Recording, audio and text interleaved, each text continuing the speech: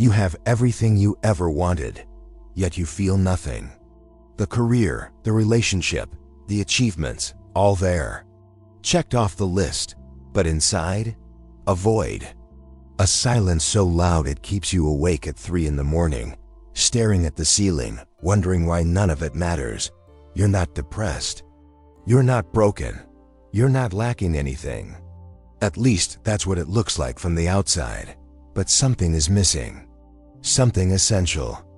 And you can't name it. You've tried filling it with work, with pleasure, with distractions, with goals, with people, with substances, with scrolling, with anything that makes the silence stop for just a moment. But it always comes back. That emptiness. That quiet, gnawing sense that life is happening, but you're not really in it. Here's what you need to understand. You're not alone. And you're not crazy. What you're experiencing has a name. Viktor Frankl called it the existential vacuum. The void left when life has no meaning. And he didn't discover this in a therapy room. He discovered it in Auschwitz. A place where everything was taken. Everything. Family, freedom, identity, dignity, future. Everything except one thing. And that one thing changed psychology forever. Because Frankl realized something that contradicts everything modern culture tells you about happiness, success, and fulfillment. The emptiness you feel, it's not from what's missing in your life. It's from what's missing in you. And by the end of this, you'll understand why. Let's start with a question nobody wants to ask. Why do people who have everything still feel empty? We live in the most comfortable era in human history. More wealth, more freedom, more choices, more opportunities than any generation before us. We've solved the problems our ancestors spent centuries trying to fix: hunger, disease, survival. And yet, depression rates are skyrocketing. Anxiety is epidemic. Suicide rates are rising among people who by every objective measure should be thriving. The most successful, the most privileged, the most comfortable are often the most miserable. Why? Because we've been chasing the wrong thing. We've been told that fulfillment comes from achievement. Get the degree, land the job, make the money, find the partner, buy the house, reach the goal, and then you'll be happy, you'll feel complete. But you reach the goal, and nothing changes. The emptiness is still there. So you set another goal, bigger, better, more impressive. And you reach that one too, and still nothing. Because achievement is not meaning, success is not purpose, pleasure is not fulfillment. They're drugs, temporary highs that wear off the moment you get them. And then you need another hit, a bigger hit, and another, until you realize you're not building a life. You're running from the void. This is what Frankl called the existential vacuum, the crisis of meaninglessness. And it's the defining illness of modern life. But here's the twist. We don't even recognize it as an illness. We think it's normal. We think it's just how life is. We numb it. We distract ourselves from it. We call it stress. We call it burnout. We call it anything except what it is: a life without meaning. And the terrifying part? You can have everything and still have nothing. Because meaning doesn't come from what you have. It comes from what you give, what you sacrifice, what you stand for. And if you don't know what that is, the void wins. Viktor Frankl was not looking for enlightenment. He was looking for survival. 1942, Vienna. Frankl was a successful psychiatrist, brilliant, respected. He had just finished a manuscript. Years of work. A revolutionary approach to psychology. He had a wife, a future, a life. Then the Nazis came. Frankl was Jewish. And in a matter of days, everything he had built was erased. His practice, his manuscript, his identity. He was given a number, stripped, shaved, sent to Auschwitz. And in that hell, where human beings were reduced to less than animals, where death was constant and arbitrary, where hope was a luxury no one could afford, Frankl noticed something that defied all logic. Some prisoners gave up. Men who had everything to live for, families waiting, wealth, status, futures, they let go. They walked into the electric fence. They stopped eating. They died not from the conditions, but from the absence of a reason to endure them. Others survived. Men who had lost everything. No family left, no home to return to. No reason by any logical measure to keep going. And yet they did. They found something. Some invisible thread. Some reason to take the next breath. What was the difference? Frankl observed it over and over. In the frozen mornings, in the starvation, in the brutality. The prisoners who survived weren't the strongest. They weren't the luckiest. They were the ones who had a why, a purpose, a meaning, something beyond themselves that made the suffering bearable. One man survived because he had unfinished work, scientific research only he could complete. Another survived because he imagined reuniting with his child.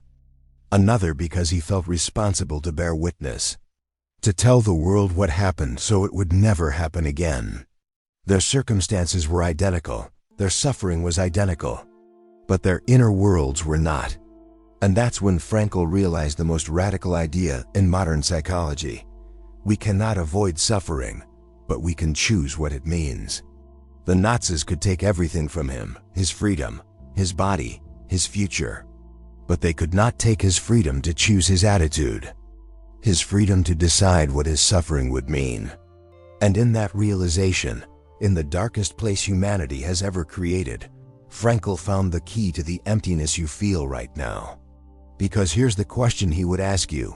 If everything was taken from you tomorrow, your job, your money, your status, your comfort, what would you hold on to? What meaning would keep you going?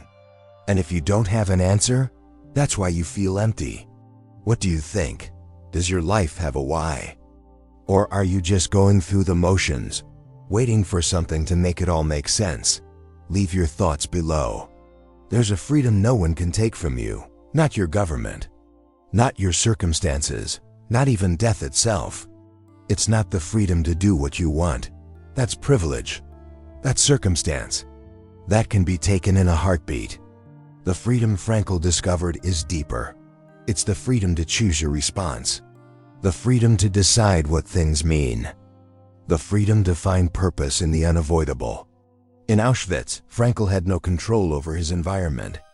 He couldn't choose when to eat, when to sleep, whether he would live or die. Every external freedom was gone, but he still had a choice. How to face it, what attitude to take, whether to let the suffering destroy him or transform him. And that choice? That's the last human freedom, the one thing no one can take. And it's the foundation of meaning. Frankl built his entire theory on this insight. He called it logotherapy, the therapy of meaning. And it rests on 3 pillars, 3 ways human beings find meaning in life. The first pillar, creative work. The act of bringing something into existence, a project, a craft, a contribution. Something that says, I was here, I made this. This matters because I gave myself to it. It's not about the result, it's about the process, the dedication, the commitment to something beyond your own comfort.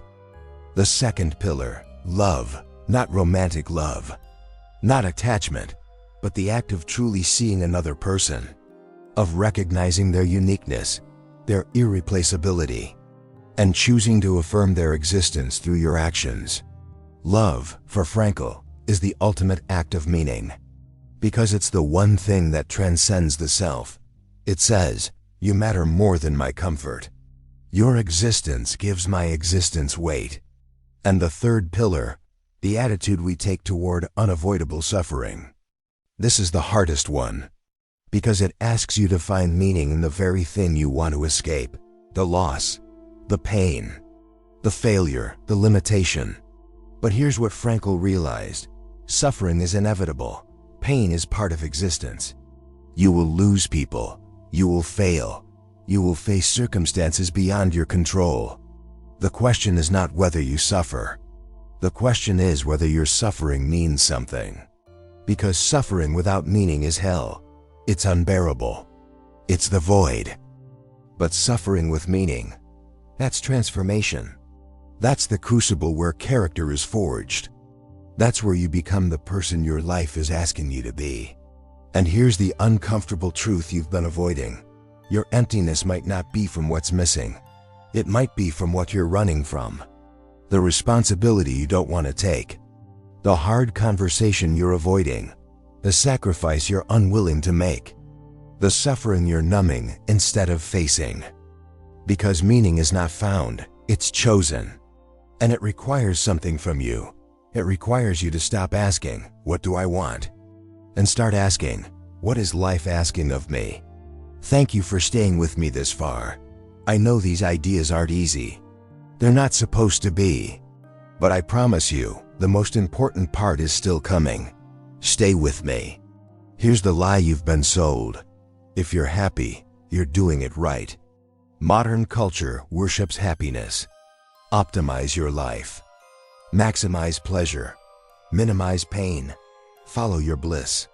Do what feels good. If it doesn't make you happy, cut it out. And it sounds reasonable. Who doesn't want to be happy? But Frankl saw through it. He saw what happens when happiness becomes the goal. When pleasure becomes the compass.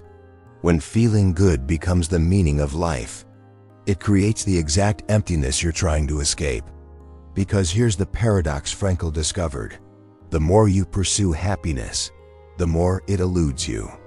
Happiness is not a goal, it's a byproduct. It's what happens when you're doing something meaningful. When you're giving yourself to something larger than yourself. When you're living in alignment with your purpose, happiness shows up. Not because you chased it, but because you forgot about it. But when you make happiness the target, you become a slave to it. Every moment becomes a measurement. Am I happy yet?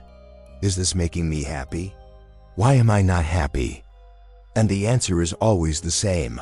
Because you're asking the wrong question.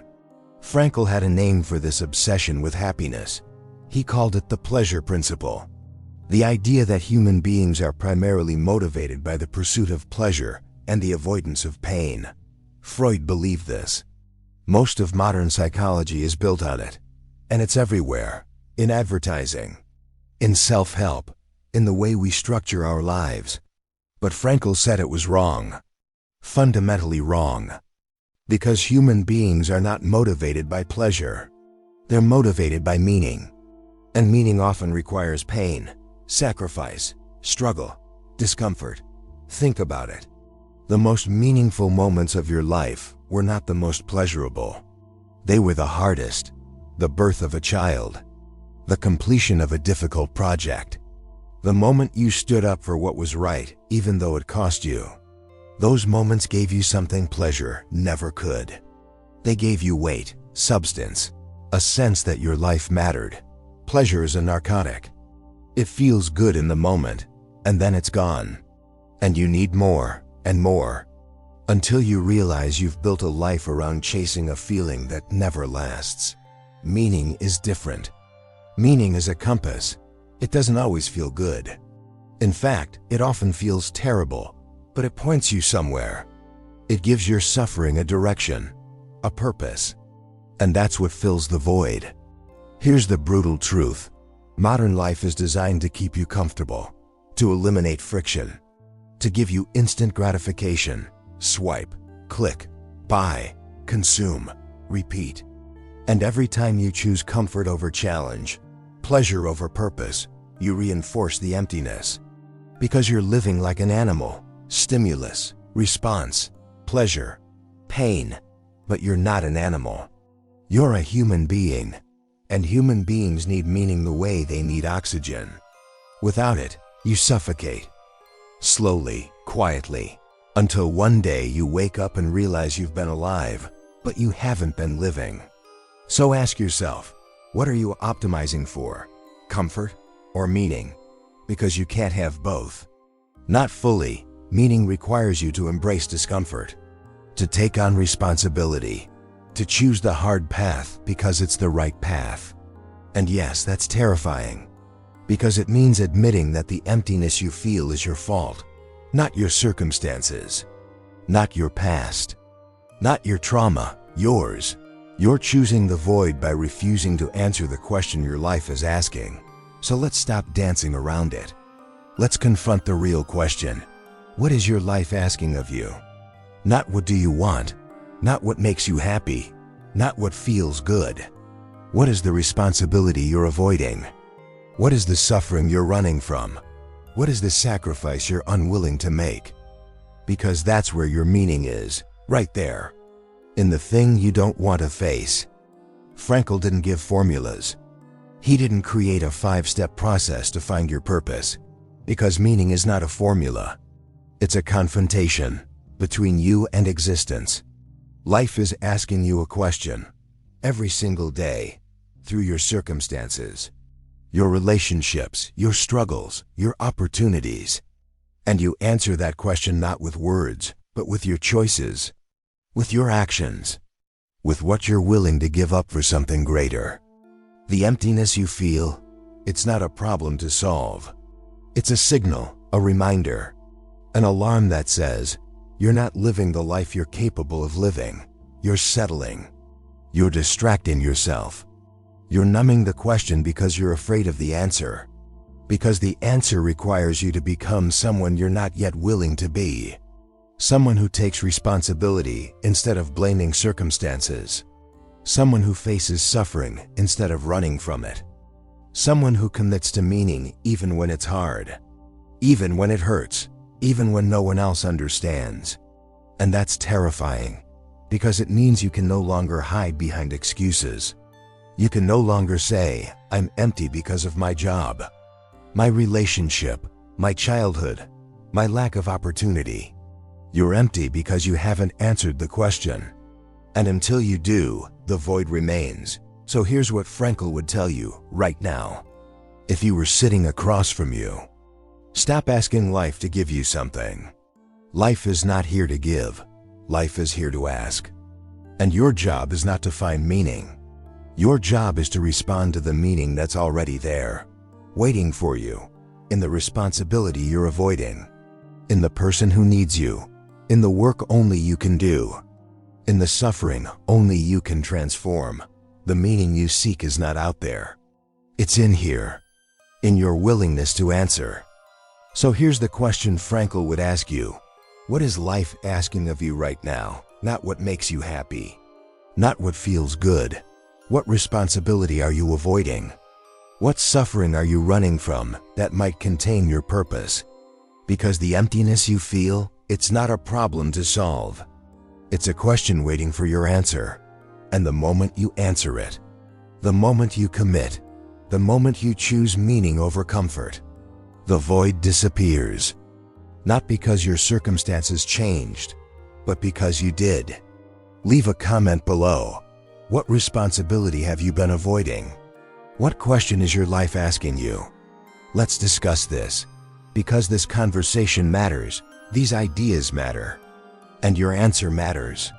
If this resonated with you, subscribe to this channel. We explore the deepest questions about existence, meaning, and the human condition. And we don't shy away from uncomfortable truths. And don't stop here. Watch the next video we've prepared for you, because the journey into meaning has only just begun. And the deeper we go, the more you'll understand why you're here.